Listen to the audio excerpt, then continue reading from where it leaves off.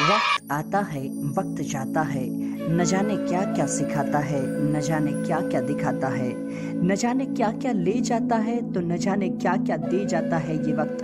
कितना कमबख्त है ये वक्त, न जाने कब और कैसे गुजर जाता है। जी हाँ, गुड इवनिंग, नमस्कार, आदाब। मैं हूँ आपका अपना रेडियो होस्ट और आपका दोस्त भावेश देसाई। मैं लेकर आता हूँ दिल की दास्तान, ऐसी दास्तान जो समाज के आईने में न जाने कितने सवालात खड़े कर जाती है। ऐसी दास्तान जिसको सुनने के बाद आप अपने आप में गहन चिंतन करने लगते हैं कि क्या हम जो दृष्टिकोण अपनों के लिए रखते हैं क्या वो सही है। जी हाँ, इस प्रोग्राम को सुनने के बाद आप अपने आप में ख्यालात करेंगे, अपने आप में चिंतन मनन और विचार करेंगे कि क्या आप द्वारा जो अपनों के लिए दृष्टिकोण अपनाया जाता है वो सही है या गलत। जी हाँ, आज हमारे स्टूडियो में एक मेहमान परिवार आपको यही दास्तान सुनाने वाला है और यह परिवार कहाँ से है, कौन है, आइए जानते हैं स्वयं के मुखारबिन से। नमस्कार मेरे सभी सुनने वाले स्वजनों को प्यार भरा प्रणाम, सादर चरण स्पर्श मेरी आवाज की दुनिया के दोस्तों। सर, मेरा संक्षिप्त में अगर हम अपने बारे में बताएं तो मेरा नाम महेश भगवती प्रसाद चौबीसा है। हमारे गांव का नाम सेमारी है, जो कि तहसील सराड़ा, जिला उदयपुर में आया हुआ एक गांव है सेमारी। वहाँ के हम रहने वाले हैं। माताजी कंचन देवी जो कि एक गृहिणी है। हम एक घर में 2 भाई और एक बहन, ऐसे हम 3 भाई बहन हैं और तीनों दृष्टिबाधित यानी कि जन्मजात 100% ब्लाइंड है सर। मैं दिव्या चौबीसा, पिताजी का नाम भगवती प्रसाद चौबीसा एवं माताजी का नाम कंचनबेन चौबीसा। मैं राजस्थान के सेमारी गांव की निवासी हूँ और सचमुच आज सर इस स्टूडियो में आकर के हमें बहुत बहुत खुशी मिल रही है। उसके लिए हम आपका तहे दिल से शुक्रिया अदा करना चाहते हैं कि हमारी आवाज़ आप दुनिया तक से कि समाज तक पहुंचाओगे। सो उसके लिए thank you so much sir. आपके संघर्ष में जीवन को नमन करते हैं, वंदन करते हैं और हमारे स्टूडियो में आपका अभिनंदन करते हैं। जी हाँ महेश जी और दिव्या जी, आपका बहुत बहुत स्वागत है, बहुत बहुत अभिनंदन है और खैर मकदम है हमारे स्टूडियो में। साथ ही महेश जी, हम आपसे जानना चाहेंगे, क्योंकि आप परिवार में सबसे बड़े हैं, ऐसे में जायज है कि संघर्ष की शुरुआत भी आपसे ही हुई होगी, तो वो कौन से पल रहे जहाँ से आपके संघर्षों की शुरुआत होती है, जहाँ से आप ये जान पाते हैं कि अब जीवन को जीना एक संघर्ष के अलावा और कुछ नहीं। जरूर सर। ऐसे तो अपने आप को प्रज्ञाचक्षु या जन्म से दृष्टिबाधित होना वही सबसे बड़ा संघर्ष होता है। फिर भी सर, आपने जब हमारे संघर्षों की बात की है कि उसकी शुरुआत कहाँ से होती है, तो ऐसे बचपन में तो काफी संघर्ष थे ही थे, लेकिन माँ बाप ने कभी हमको ऐसा एहसास नहीं होने दिया कि हम संघर्षों से जूझ रहे हैं। लेकिन बाद में ऐसा हुआ कि जब हम कॉलेज में आए तब हमें काफी ज्यादा संघर्षों का सामना करना पड़ा। और ऐसे देखा जाए तो संघर्ष की शुरुआत भी कॉलेज से ही हुई, क्योंकि स्कूलिंग लाइफ में सर क्या था कि वहाँ पे करिकुलम और को करिकुलम एक्टिविटीज जो भी कुछ होती थी वो हम सभी मतलब कि हम स्पेशल चैलेंजिंग जो स्टूडेंट्स होते हैं उनकी स्कूल में ही पढ़े हुए हैं, विजुअली इम्पेयर्ड, जहाँ पर सारे बच्चे हमारे जैसे दृष्टिबाधित होते हैं। लेकिन सर दरअसल होता ऐसा है कि कॉलेज जो है वो हमारे लिए कोई अलग नहीं होती, मतलब कि स्पेशल कॉलेजेस नहीं होती हैं। तो हमें कॉलेज करने के लिए उन छात्रों के पास जाना पड़ा जहाँ पे सब लोग नॉर्मल पढ़ रहे हैं, साइटेड हैं, दृष्टिवान छात्र छात्राएं पढ़ रहे हैं। तो सर वहां पर कॉलेज में जैसे आपका पहले मेरिट लिस्ट में नाम आना, वो भी एक बहुत बड़ा संघर्ष, क्योंकि हमने एग्जाम जो है वो स्क्राइब से फेस की होती है, और दरअसल दूसरे जो साइटेड लोग होते हैं वो खुद ही अपना पेपर लिखते हैं। तो मन में एक वो संघर्ष उस दौरान भी चलता हुआ हम पा रहे थे कि कहीं हमारा मेरिट लिस्ट में नाम आएगा कि नहीं आएगा, हमारे परसेंटेज कम तो नहीं पड़ेंगे ना 12th में। जैसे हमने 76.14% प्राप्त किए थे, लेकिन जाहिर सी बात है कि जो खुद स्वयं पेपर लिखते हैं तो उनके परसेंटेज तो काफी गुना ज्यादा होंगे। तो हमारे मन में वो भी एक संघर्ष था। और उसके बाद में मेरिट लिस्ट में नाम आएगा तो पढ़ के कौन सुनाएगा, वहां से लेकर के संघर्ष शुरू होते होते राइटर्स के संघर्ष, मतलब कि जो स्क्राइब्स होते हैं, क्योंकि हमारे एलडीआर्स कॉलेज में वीकली टेस्ट कंडक्ट की जाती है। बार बार किसको बुलाएं, क्योंकि जब मेरी एग्जाम हो तब हमारे कॉलेज वाले दूसरे सभी साथियों की भी एग्जाम होती, तो वो हमारा पेपर लिखने फिर वो आए तो फिर उसका पेपर कौन लिखे। तो वो भी एक बहुत बड़ा संघर्ष रहता कि दर सप्ताह में एक बार वीकली टेस्ट लिखवाने के लिए किसको लाना, और फिर भी हम किसी न किसी को हम्बल रिक्वेस्ट करते रहते और उससे हमें राइटर मिलते, स्क्राइब के रूप में हम पेपर लिखवाते। उसके बाद में सर संघर्ष की बात देखी जाए तो प्रोफेसर्स क्लास में नोट्स दे देते, जो साइटेड स्टूडेंट्स होते हैं उनको देते और कहते अगर इन लोगों को भी लिखना हो अपनी ब्रेल लिपि में या नोट डाउन करना हो तो आप इनको भी दीजिएगा। लेकिन सर वो जो भी प्रोफेसर्स नोट्स देते वो सब एकदम हार्ड कॉपी जो भी होती है वो सब साइटेड में होती है, उसे ब्रेल में नोट डाउन कौन करवाए हमको, क्योंकि बोल के लिखवाने वाला भी चाहिए। अब हमने मेन इंग्लिश लिटरेचर रखा हुआ था तो उसमें तो आप देखिए कि बड़े बड़े एग्जिस्टेंशियलिज्म और ऐसे मतलब कि कहो काफी ऐसे टर्म्स आप देख लीजिए कि जैसे एक्सैजरेशन और कॉलोनिज्म, ऐसे कुछ ऐसे टर्म्स आते जो हमें मतलब कि स्पेलिंग टू स्पेलिंग ही बोल के लिखवाने वाला चाहिए। तो वहां पर भी सर संघर्ष का सामना करना पड़ता कि हमको लिखवाने कौन मिलेगा। लेकिन फिर किसी न किसी क्लासमेट को हम रिक्वेस्ट करते तो वो एक आध सेमेस्टर तो हेल्प करते, क्योंकि उनको भी पता नहीं था कि ये पढ़ने में इतने कुशाग्र होंगे या मतलब कि इस तरह से आगे बढ़ सकेंगे। लेकिन फिर बाद में जब एग्जाम का रिजल्ट आता तब हम फर्स्ट क्लास डिक्लेरेशन होता या ऐसा अनाउंस होता कि this person has got first class in first semester, तो वहां से लेकर के सर दूसरा एक संघर्ष क्या शुरू होता कि जो पहले बोलते वो भी अब दूर भागने लगते कि भाई इनको तो अपन हेल्प करेंगे तो ये आगे निकल जाएंगे। तो मुझे ये लग रहा है कि ये नहीं होना चाहिए हमारे मन में, मतलब कि ये जो द्वेष या असमानता की भावना है वो संघर्ष हमें वहां पे भी सामना उसका भी करना पड़ा।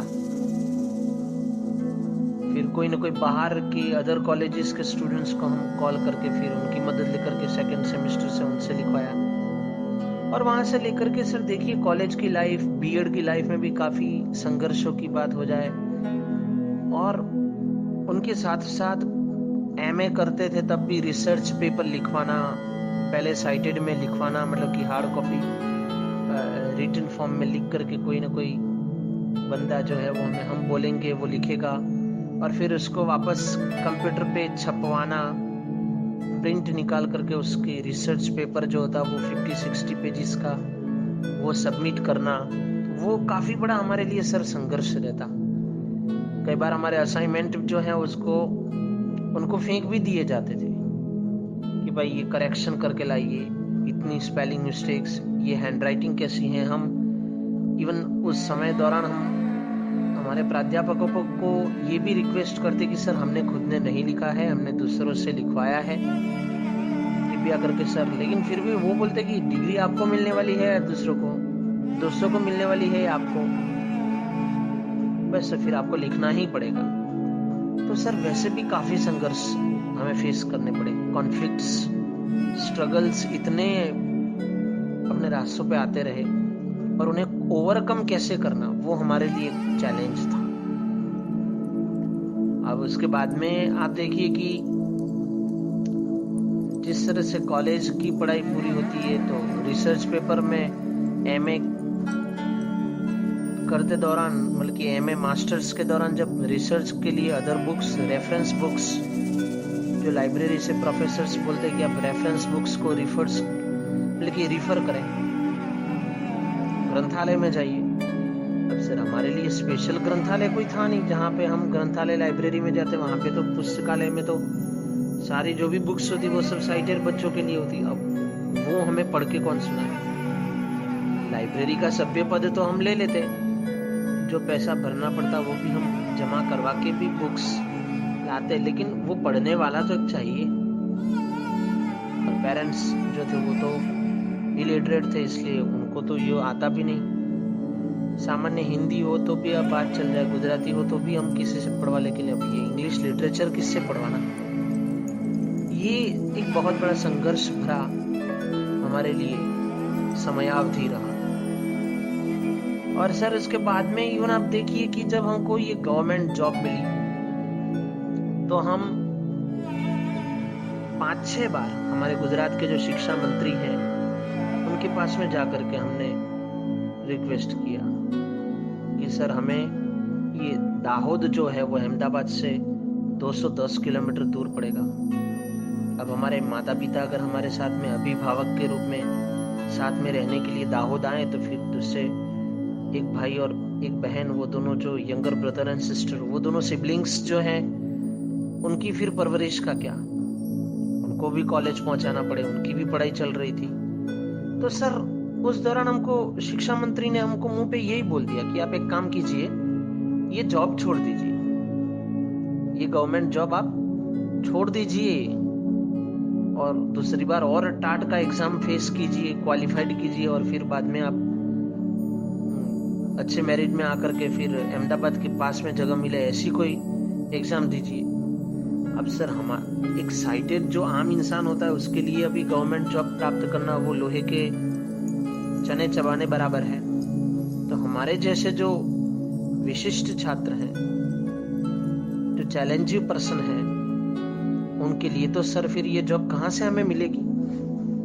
तो फिर सर वो हमारे लिए बहुत बड़ा एक संघर्ष रहा। अब पिताजी ने स्पष्ट मना कर दिया कि भाई हमारे यहाँ पे मंदिर में पूजा पाठ का काम है, छोटी सिस्टर बीएड कर रही है, उस समय तो वो ग्रेजुएशन में थी, तो उसको कॉलेज छोड़ने, रखने और लेने जाना पड़ता है, तो मैं तो दाहोद नहीं आ पाऊंगा।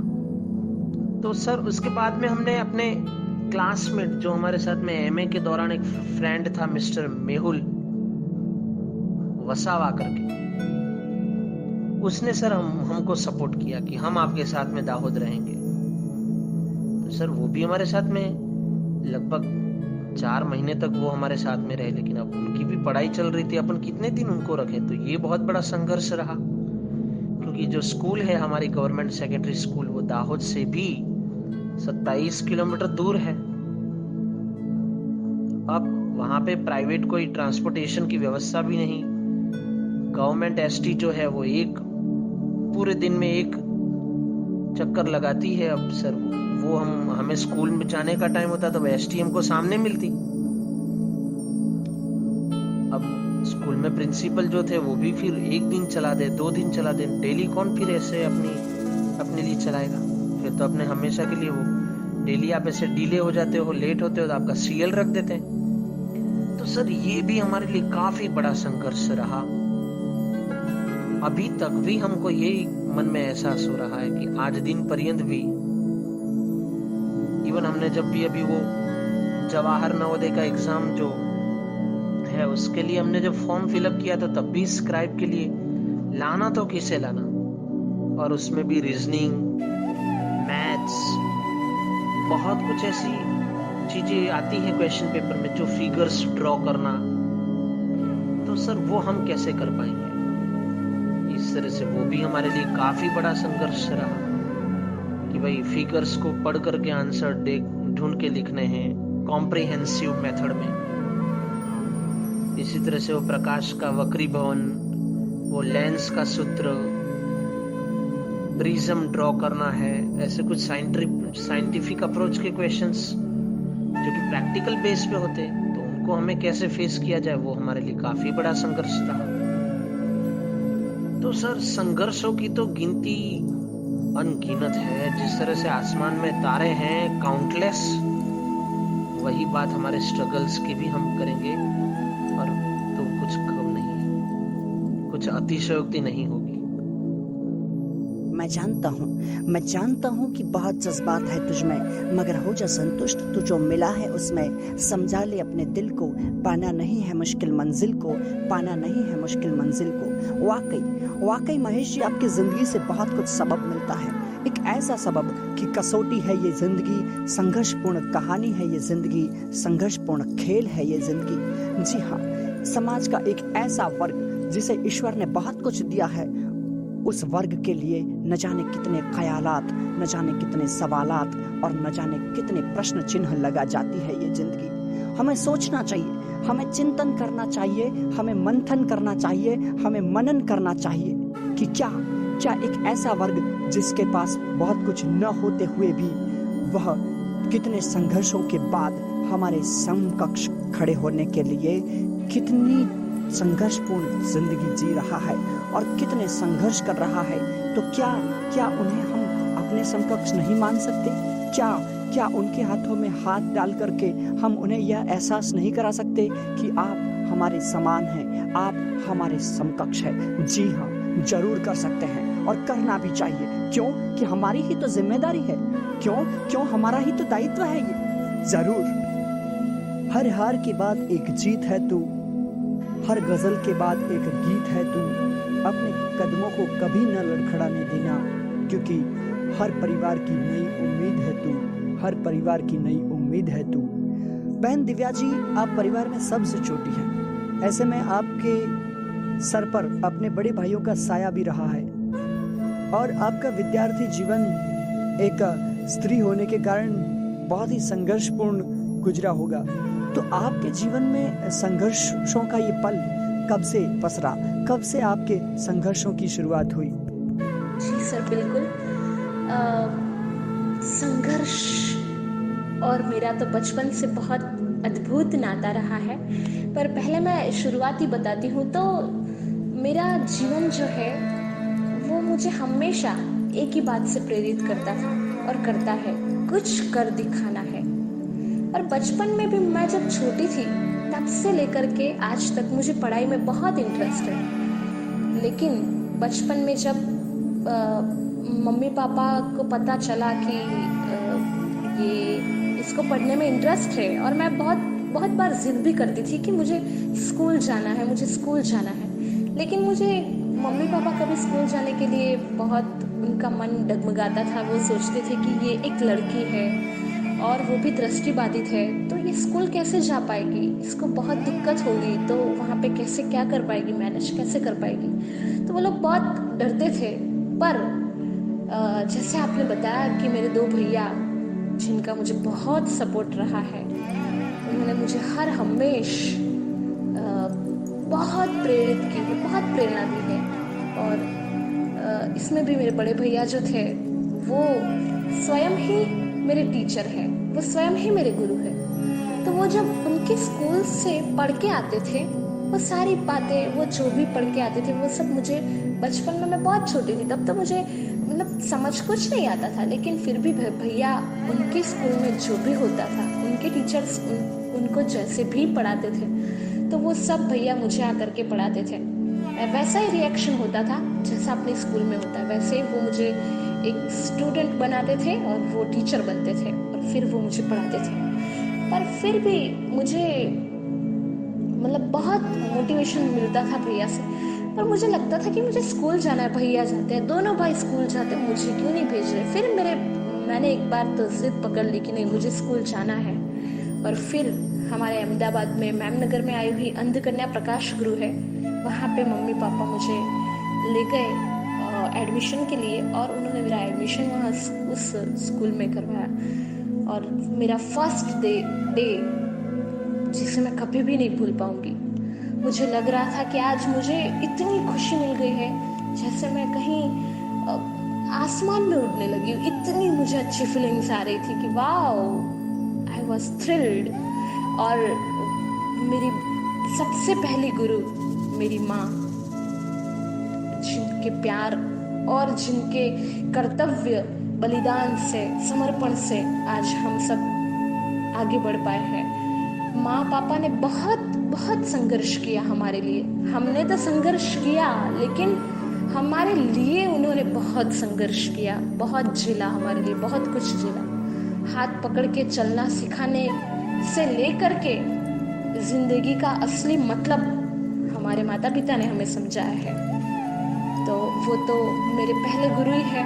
फिर दूसरे मेरे भैया जो मुझे बहुत प्रेरित करते, और उसके बाद में फिर मेरी लाइफ स्टार्टिंग से शुरू हुई। पर हाँ, मुझे शिक्षा का जो आरंभ था वो भी मेरे भैया ने ही करवाया, क्योंकि मुझे हमारे फर्स्ट में ढ आता है। I mean, हमारे जैसे आपके कक्का बाराक्षरी से शुरुआत होती है, वैसे हमारे में वैसे अ आ इ ई बाराक्षरी ये सब होता है, वैसे हमारे ब्रेल लिपि में पहले ढ होता है।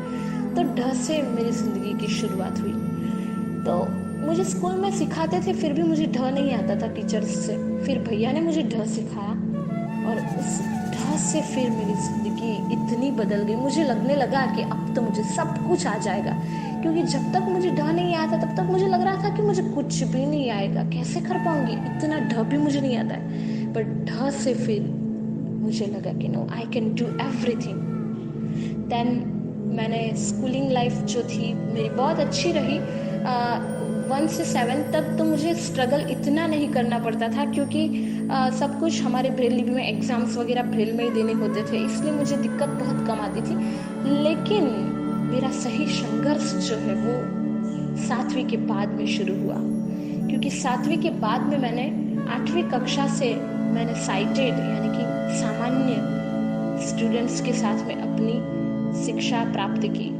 तो अपना शिक्षण जो था वो मैंने सामान्य स्टूडेंट्स के साथ, उनके साथ में, उनके स्कूल में मैंने प्राप्त किया। तो मुझे बहुत दिक्कतें आती थी और बहुत, क्योंकि सबसे पहली बात तो मैं अकेले ही ब्लाइंड थी स्कूल में, तो स्टूडेंट्स का रिएक्शन, टीचर्स का भी रिएक्शन बहुत अद्भुत होता था।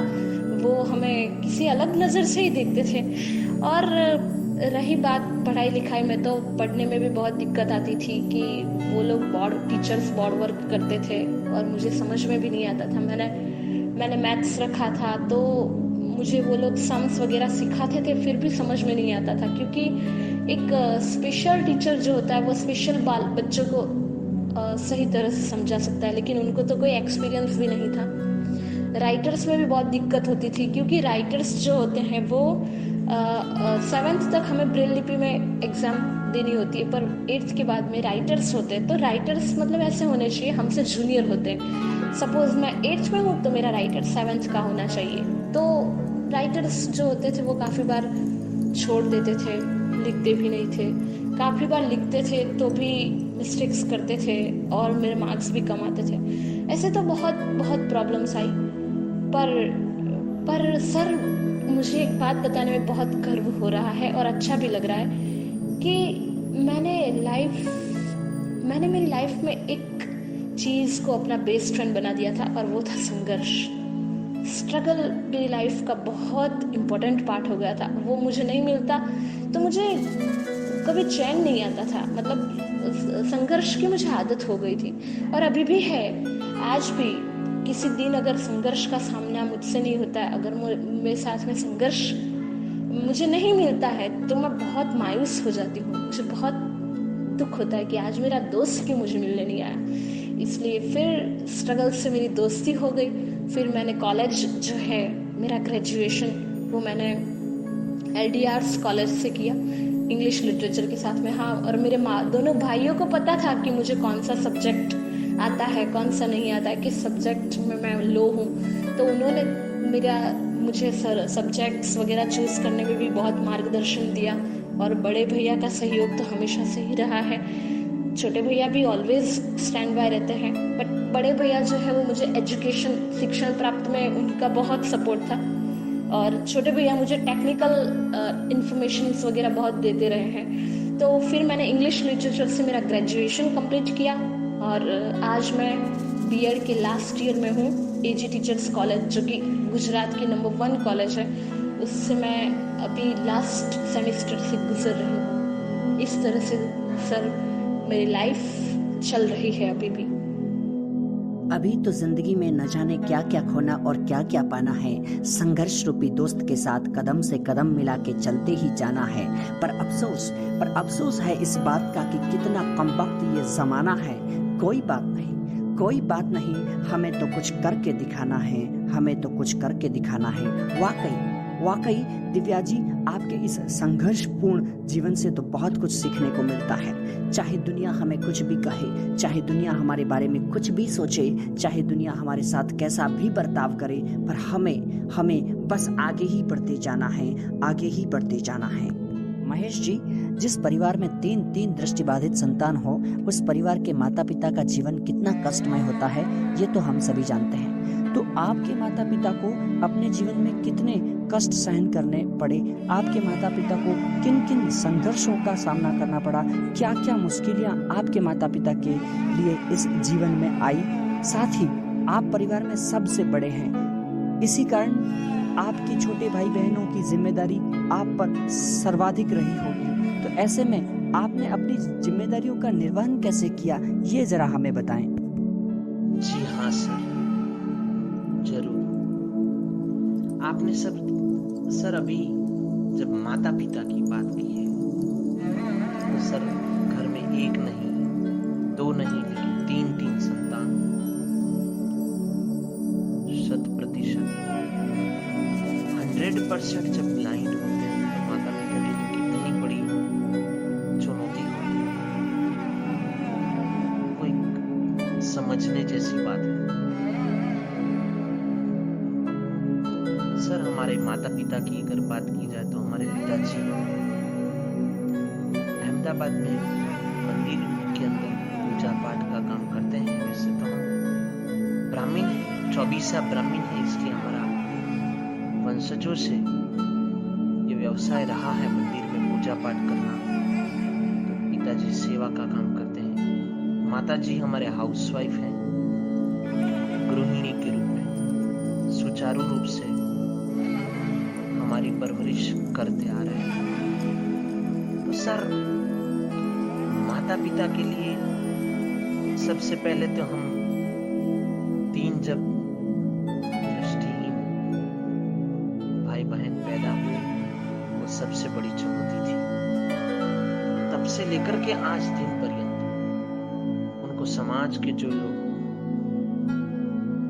जिन हीन भावना के साथ में, जिन कटुक शब्दों के साथ में उनकी इंसल्ट करते हैं, वो सर हमें सह ही नहीं जाती।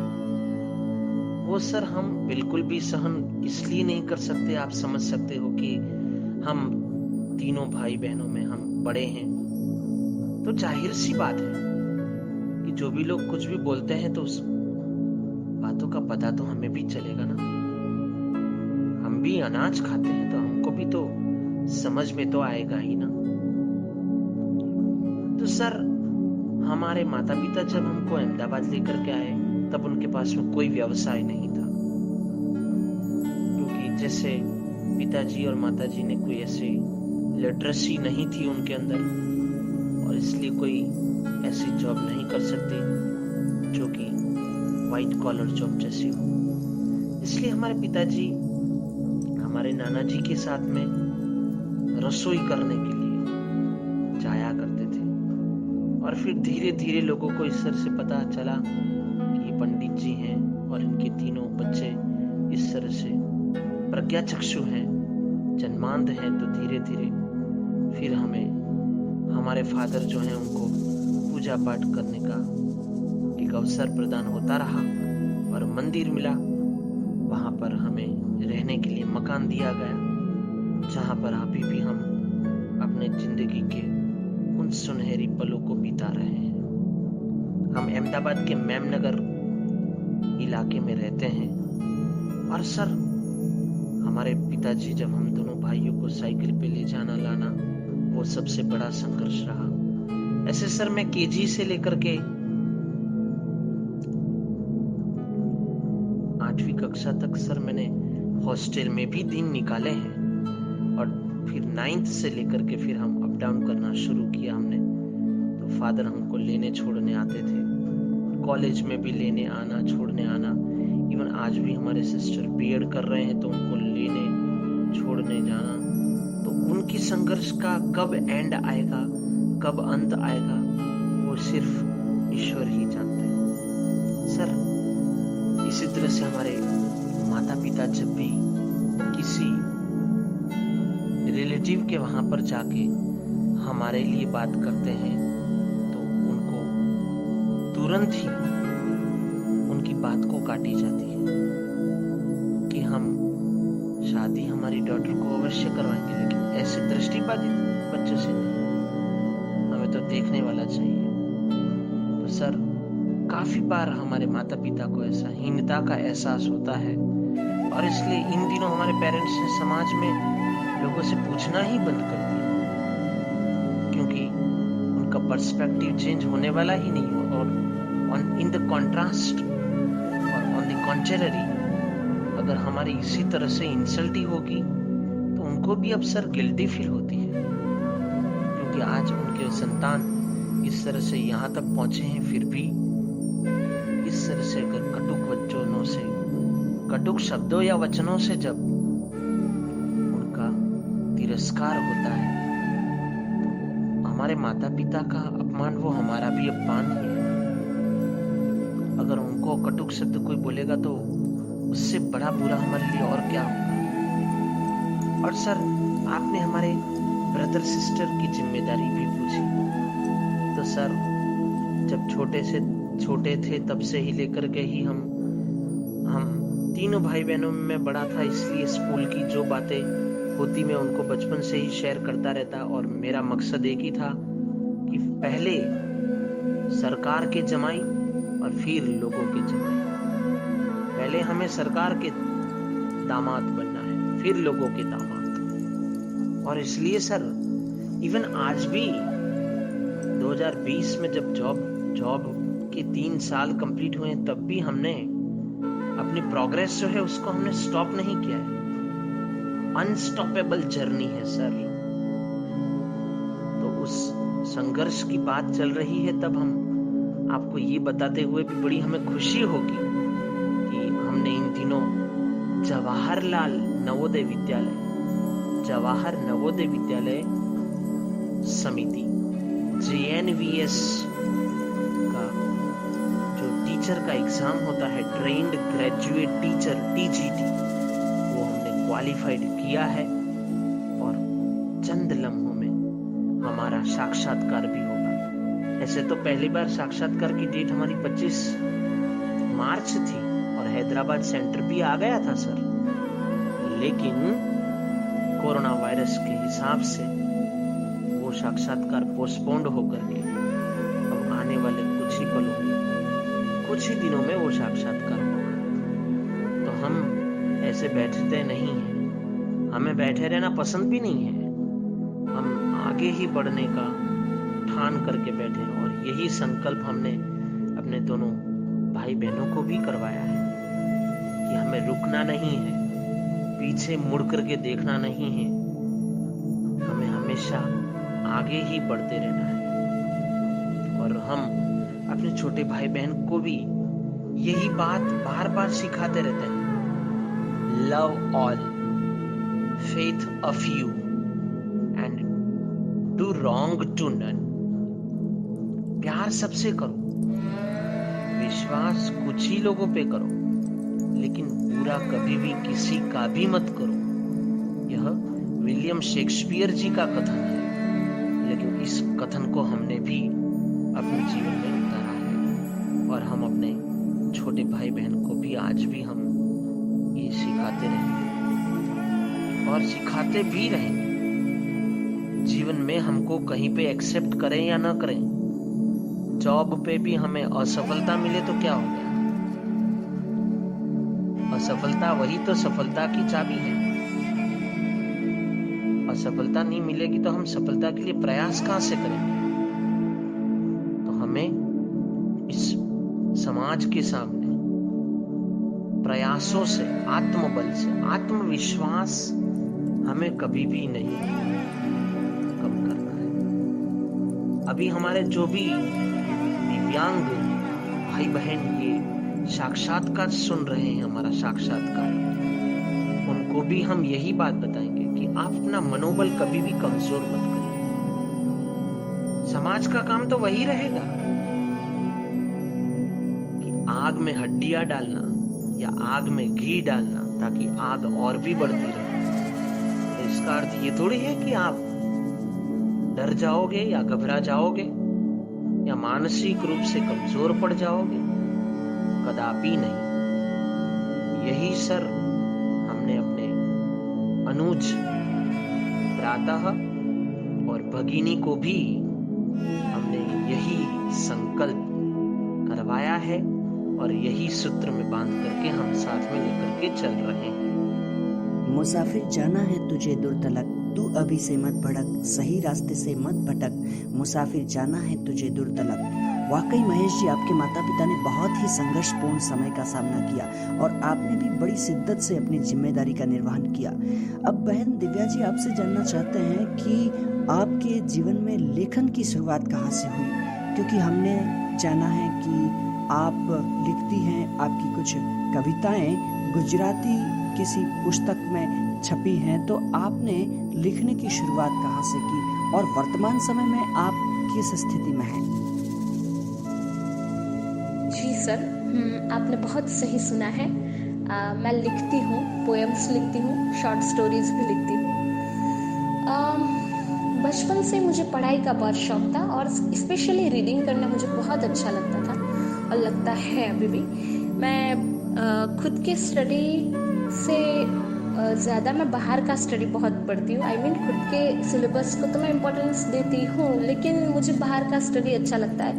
दूसरे स्टैंडर्ड्स हो या फिर दूसरा कोई लिटरेचर हो, वो सब मुझे पढ़ना बहुत अच्छा लगता है आउट ऑफ सिलेबस। तो उससे तो मुझे मतलब लगता था कि ये सब लिखते हैं, कैसे लिखते होंगे और उनकी इमेजिनेशन होती होगी। मतलब मुझे बहुत काफ़ी बार ऐसे विचार आते थे, पर मैंने सोचा कि नहीं, ये तो कैसे होता होगा, लेखक कभी भी तो कोई बहुत महान होंगे जो ये सब लिख पाते हैं, ये तो कैसे, हमारे लिए तो पॉसिबल नहीं है, कैसे लिखते। पर कहते हैं ना कि एक्सपीरियंस जो होता है ना, वो इंसान को कविता क्या, बड़े बड़े नॉवेल्स, बड़ी बड़ी शॉर्ट स्टोरीज, ऐसे सब कुछ लिखवाता है।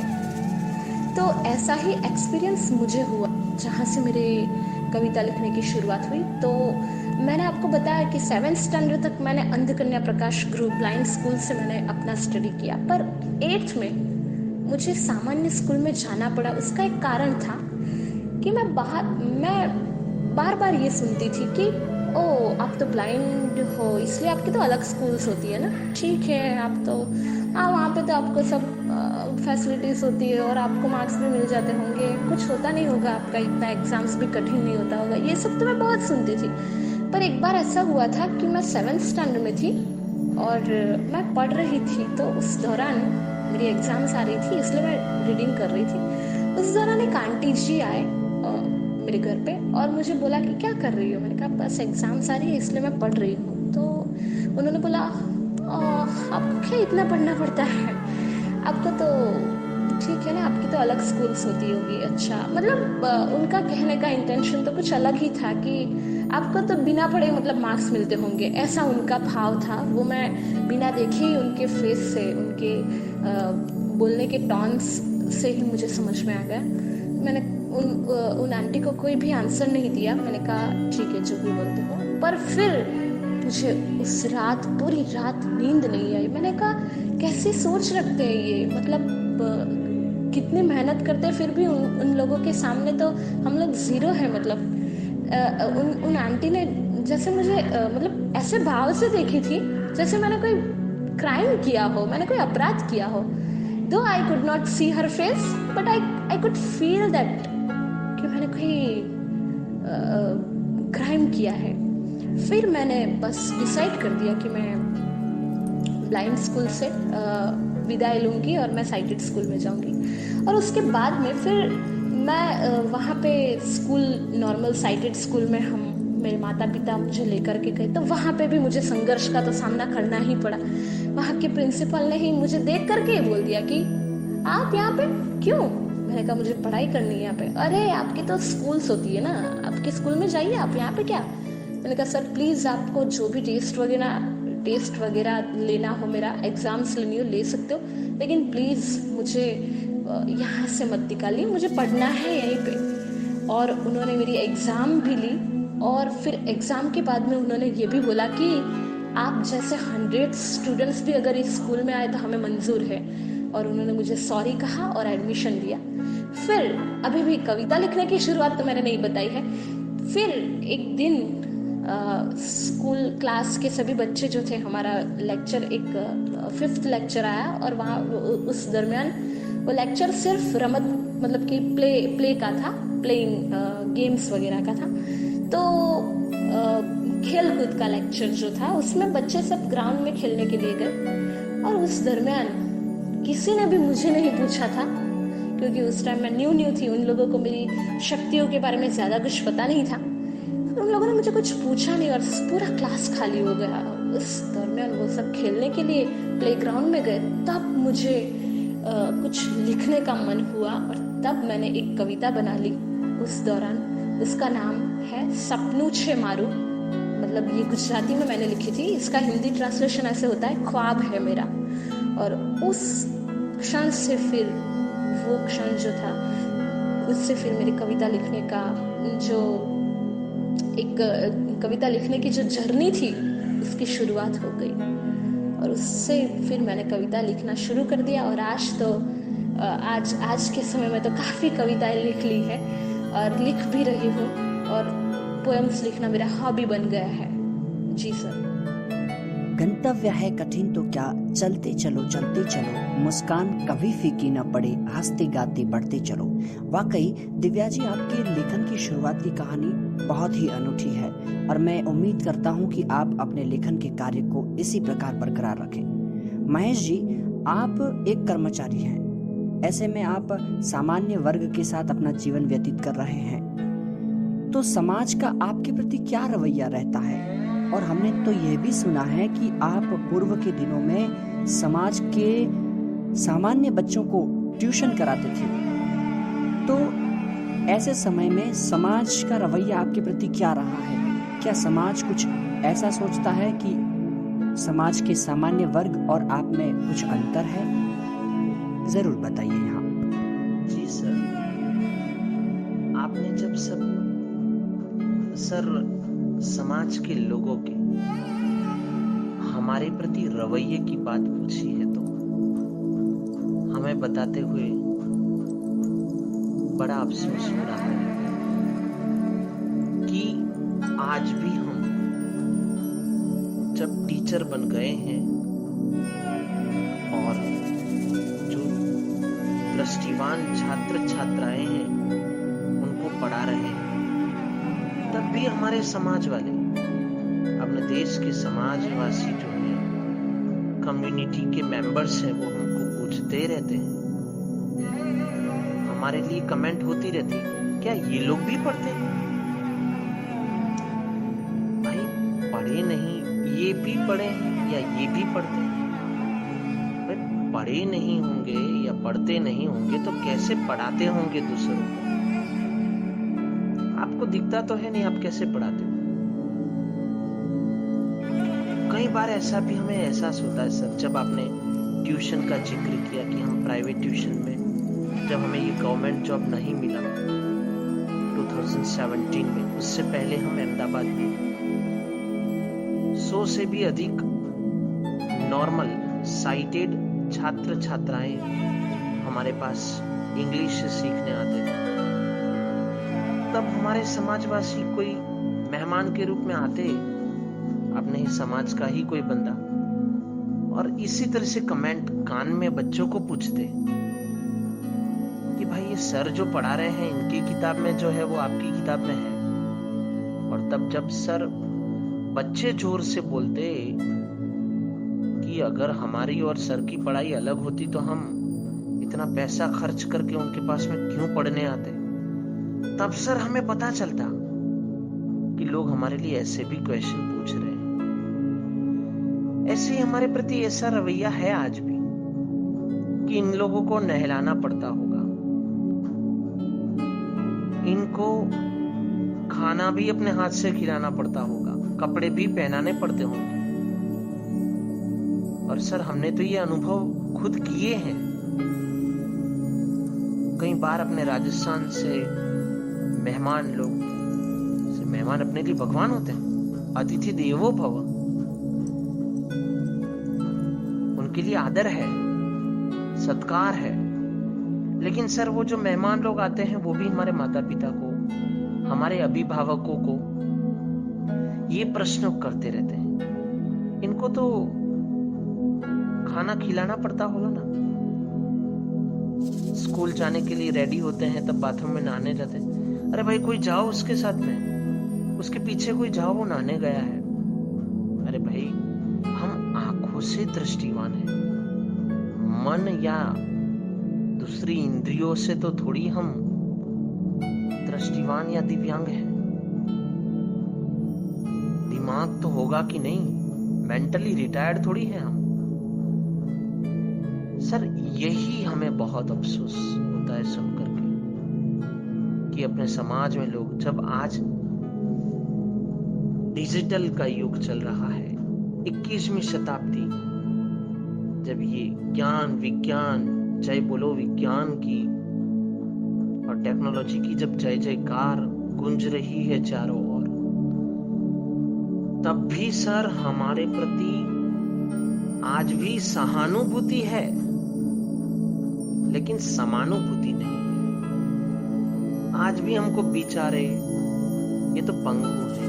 अरे भाई समाज के लोग जब तक पैर पकड़ करके खींच के गिराने के बदले में हाथ पकड़कर खींचना शुरू नहीं करेंगे, तब तक हम आगे कैसे बढ़ पाएंगे?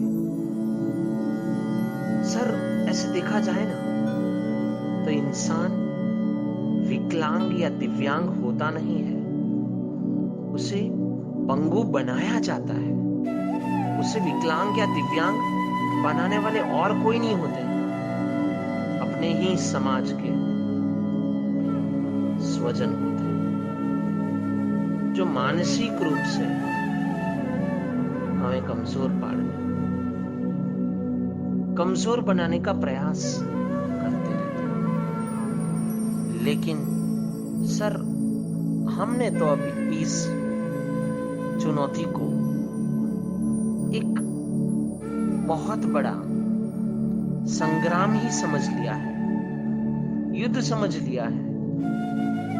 आने दो, जितने भी तूफान आए उतने तूफानों को आने दो, क्योंकि हरिवंश राय बच्चन साहब ने हमको 7वीं में ही अपनी कविता के माध्यम से सिखा दिया था,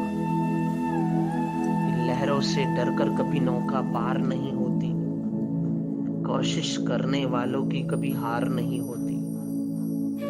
नन्ही चींटी जब दाना लेकर के दीवारों पे चढ़ती है कहीं बार तो वो 100 बार फिसलती भी है, आखिर उसकी मेहनत बेकार नहीं होती। कोशिश करने वालों की कभी हार नहीं होती। तो हमने कभी भी हार नहीं मानी सर, और इवन आज भी नहीं मान रहे।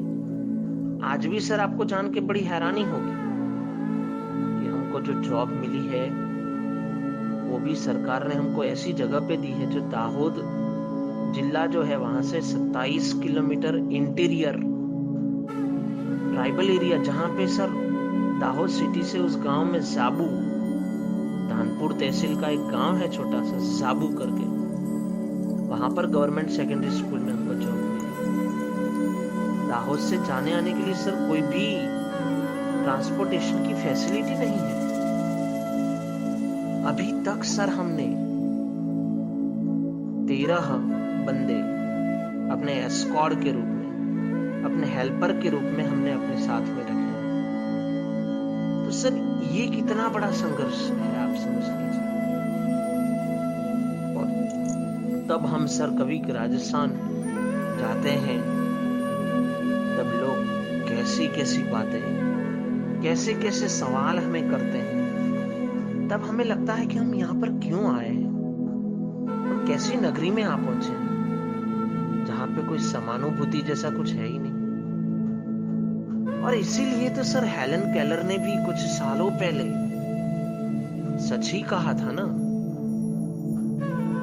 Everyone has same eyes but no one has same vision.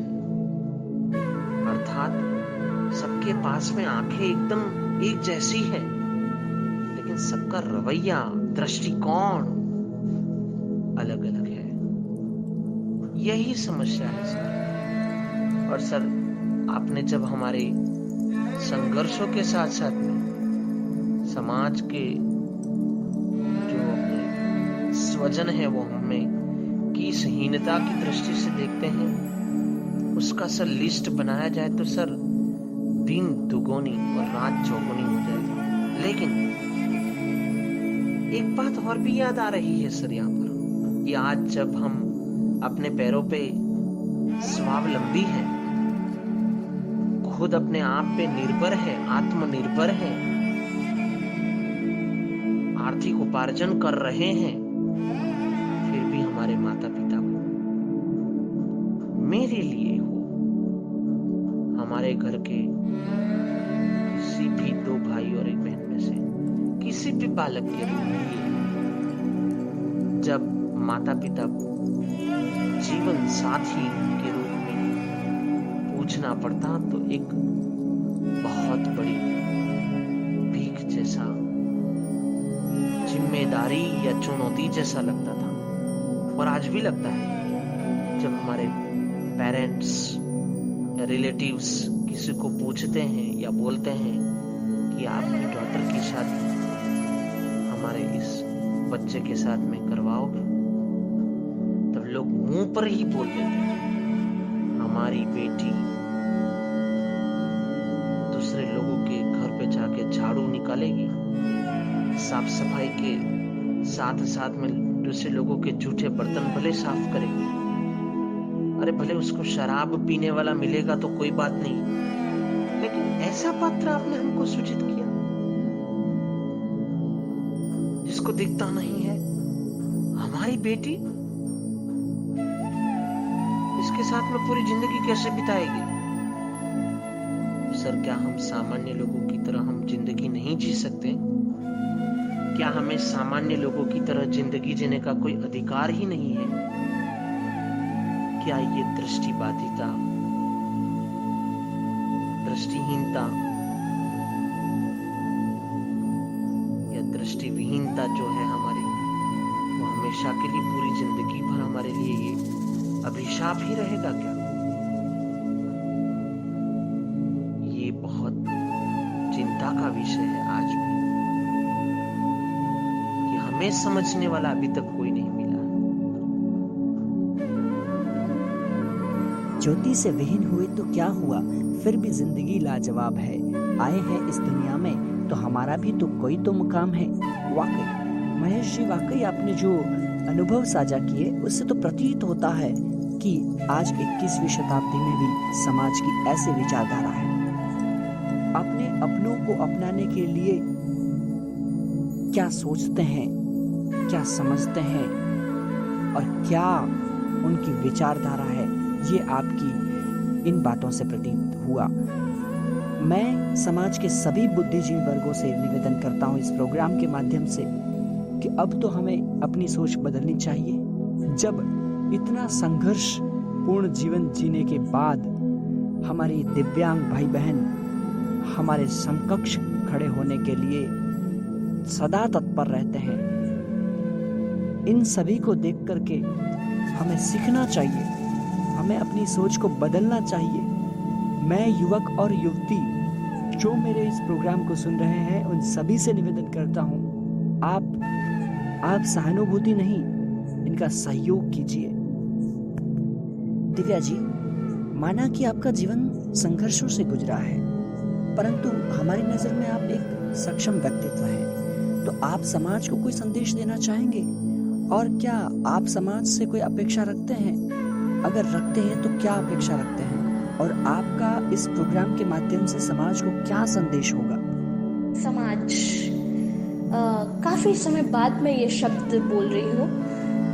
समाज जो है से मुझे अब बहुत मेरे अंदर क्रोध जो है वो क्रोध की जो ज्वाला है वो बहुत उभर के आ रही है कि समाज के लोगों का दृष्टिकोण तो मतलब बहुत हद तक बदलना चाहिए। अभी बोलते हैं कि ये 21st सेंचुरी है, टेक्नोलॉजी की सेंचुरी है, ज्ञान की सेंचुरी है, पर फिर भी मुझे समाज जो है अभी भी पिछड़ा ही लग रहा है। मुझे ज्ञानी होते हुए भी समाज के लोगों में अज्ञानता ही लग रही है, क्योंकि समाज के लोग जो है ना वो लोगों की सिर्फ खामियां निकालना ही जानते हैं, उनकी खूबियों को वो कभी भी नहीं पहचानते। उनको यही लगता है कि बस वो यही सोचते हैं कि कोई भी चैलेंजिंग पर्सन हो, ब्लाइंड हो, हैंडीकैप हो, डेफ डम हो, व्हाटएवर, बट उसको वो लोग इस ऐसे एक अलग नजरिए से देखते हैं, बेचारा ये तो कुछ नहीं कर पाएगा, कुछ भी करता हो फिर भी हाँ ये तो बेचारा कैसे है। उनको मतलब कि कभी भी प्राउड फील नहीं होता है समाज वालों को। उनको कभी ऐसा महसूस नहीं होता है कि ये लोग क्या कर पाते हैं। कभी इस तरह के लोगों के अंदर वो झांकने की कोशिश भी नहीं करते समाज के लोग। तो मुझे समाज से इतना ही कहना है कि आप जो लोगों को जो इस तरह से रिजेक्ट करते हो, आई मीन टू से कि आप उनकी खामी को देख करके आपके अंदर वो जो भावना जो पैदा होती है कि नहीं ये तो नहीं कर पाएगा, उसे मत देखा कीजिए प्लीज। आप वो उसकी क्षमताओं को पहचानिए। समाज के लोगों को बस यही कहना है कि ऐसे लोगों के इनर विजन को आप जानिए, पहचानिए। काफी बार ऐसा होता है कि सामान्य लोग जो होते हैं उनमें काफी ऐसी बैड हैबिट्स होती है, लाइक च्यूइंग तमाकूस, ड्रिंक्स लगाना, बहुत ऐसी बैड हैबिट्स होती है। पर वो सामान्य है ना, उसमें कोई भी प्रकार की डिसेबिलिटी नहीं है ना, बस वो डिफरेंटली लर्नेड नहीं है ना, बस वो देखते हैं। और एक साइड अगर कोई इंसान हो, वो शायद पैर से थोड़ा सा हैंडीकैप हो या फिर आंखों से दृष्टि बाधित हो, तो वो कलेक्टर क्यों ना हो, वो IAS IPS क्यों ना हो, तो उसको लोग ओ बेचारा, एक साइड वो ऐसा बोलेंगे कि ओ कलेक्टर बन गया, तो बेचारा ब्लाइंड कलेक्टर बन गया। पर आप उसकी वो जो नहीं है उसको आप क्यों बार बार दोहराते? वो तो सब पूरा जगत जानता है कि वो ब्लाइंड है, पूरा विश्व जानता है, पूरा वर्ल्ड जानता है कि ही और शी कैन नॉट सी और नॉट वॉक, पर उसकी जो एबिलिटी है उसको जानिए। तो मुझे समाज से यही अनुरोध है कि प्लीज आप लोगों को सिर्फ उनके लिए प्राउड ही मत लीजिए, पर उनको जानिए, उनको पहचानिए, उनको ऐसे तारीफ करने से भी कुछ नहीं होता। सर, काफी बार लोग हमारे सामने हमारी बहुत तारीफें करते हैं, वो एक्चुअली तारीफ करते हैं, वो उनकी तारीफ में सच्चाई नहीं होती, बस वो दिखाने के लिए तारीफ करते हैं। लेकिन दिल से जानिए, दिल से पहचानने की जरूरत है। बस मुझे यही कहना है। वाकई लाजवाब संदेश है दिव्या जी आपका। जब हम आज 21वीं सदी में जी रहे हैं, ऐसे में समाज के सभी बुद्धिजीवी वर्ग के लिए प्रेरणा स्रोत हैं आप। आपके संदेश से ये तो प्रतीत होता ही है कि जब हम आज 21वीं सदी में जी रहे हैं, ऐसे में दिव्यांग वर्ग किस तरह मेहनत के साथ कदम से कदम मिलाकर, संघर्ष को अपना साथी बनाकर अपने जीवन में तरक्की करने के लिए सदा तत्पर रहता है, तो हमें चाहिए कि हम उनको अपना साथ दें, हम अपने अपनों को अपनाएं। यही हमारा दायित्व होना चाहिए। महेश जी, आपकी संघर्ष की कहानी से ये तो पता चलता है कि आपने बहुत ही संघर्षों का सामना किया है। ऐसे में हम आपसे जानना चाहते हैं कि समाज को क्या संदेश है आपका, आप समाज से क्या अपेक्षा रखते हैं और क्या कुछ समाज को कहना चाहते हैं? जी हाँ सर, जरूर। आपने सर जब हमें समाज के लोगों को हमारा संदेश क्या होना चाहिए ये पूछा है, तो हमें कहने का मन अवश्य हो कि समाज के जो वो श्रोतागण हमारा ये ध्वनि साक्षात्कार सुन रहे हैं, उन सभी से नम्र निवेदन है, करबद्ध अभ्यर्थना करता हूं मैं सभी समाज के स्वजनों को, आप हमें अपनी समाज की धारा में जोड़ करके रखिए। हमारे प्रति आप हीनता का दृष्टिकोण रखने के बदले हमें समानुभूति चाहिए, आपकी सहानुभूति नहीं चाहिए। आप जिस दृष्टिकोण से अपने सामान्य बच्चों को देखते हैं, वही दृष्टिकोण हमारे प्रति भी रखिए। और सबसे बड़ी बात ये कि आपको हमारे लिए भी दो आंखें बनना है। हम चाहते हैं सर, समाज के प्रति एक ही अपेक्षा रखेंगे कि समाज में से भी कोई ऐसी व्यक्ति आए जो खुद हिम्मत करके कहे कि हम इनकी दो आंखें बनने के लिए तैयार हैं आजीवन। तो सर, जो भी इंसान आए हमारे जीवन में, तो उसके लिए तो खुशियां ही खुशियां हैं। उसमें कोई एक्सैजरेशन या अतिशयोक्ति बिल्कुल भी नहीं होगी, क्योंकि हम खुद अर्थ उपार्जन कर रहे हैं, स्वावलंबी हैं, और उसके हिसाब से हमें सिर्फ खुदा का सहारा, जो कि इंसान के रूप में चाहिए, जिनके माध्यम से हम, जिनकी दो आंखों से हम ये संसार देख सकें। मेरे प्यारे भाइयों और बहनों, अपने आसपास में भी अगर कोई ऐसी शारीरिक या मानसिक रूप से अशक्त या दिव्यांग व्यक्ति जब पैदा होती है, तो आपको उससे ऐसा बिल्कुल भी नहीं मानना है कि कहां से ये पत्थर गिर पड़ा, भगवान ने हमको ये क्या दे दिया। लेकिन dear friends, it's God gifted.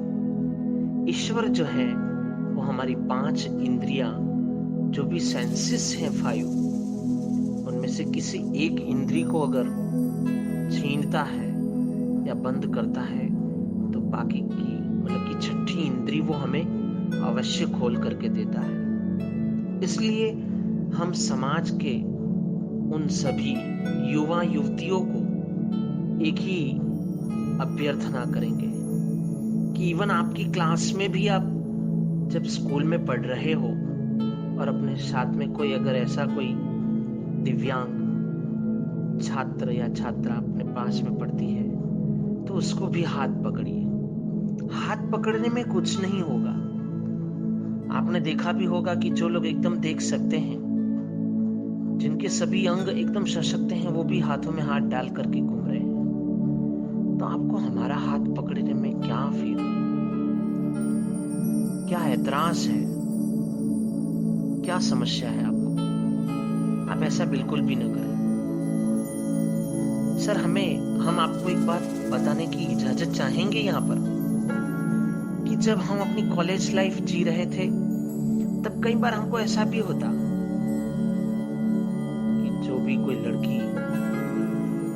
बोलते कि हमको 35 नंबर के क्लास में जाना है, जो तीसरी मंजिल पर 3rd फ्लोर पर है।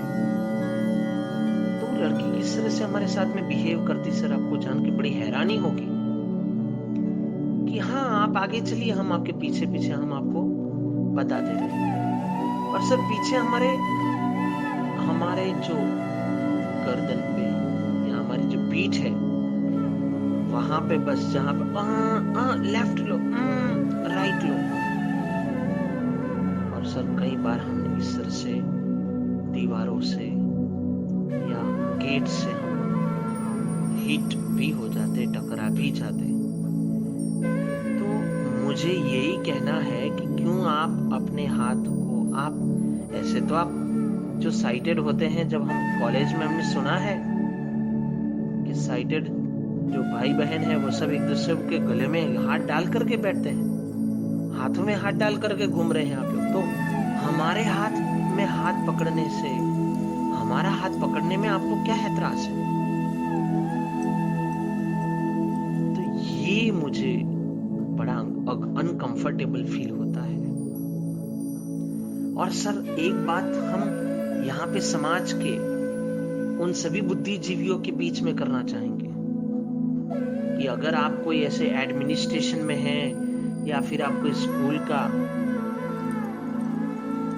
हेड ऑफ डिपार्टमेंट संभाल रहे हैं, और अगर हमारे जैसा कोई दिव्यांग साथी जन अगर आपकी स्कूल का एडवर्टाइजमेंट पढ़ करके इंटरव्यू देने आता है कि मुझे इंग्लिश टीचर के रूप में आना है, तो कृपया करके आप उनका इंटरव्यू तो लें। भले आपको उन्हें लेना न लेना वो दूर की बात है, लेकिन सर हमने खुद ने ये अनुभव किया है कि बीएड करने के बाद में हम 4 साल तक अहमदाबाद की स्कूलों में भटकते रहते हैं। न्यूज़पेपर में हम जब पढ़ते ऐड आता कि इस स्कूल में, हम यहाँ पर किसी स्कूल का जिक्र नहीं करेंगे, लेकिन एक्स स्कूल में या वाई स्कूल में इंग्लिश टीचर की वैकेंसी है।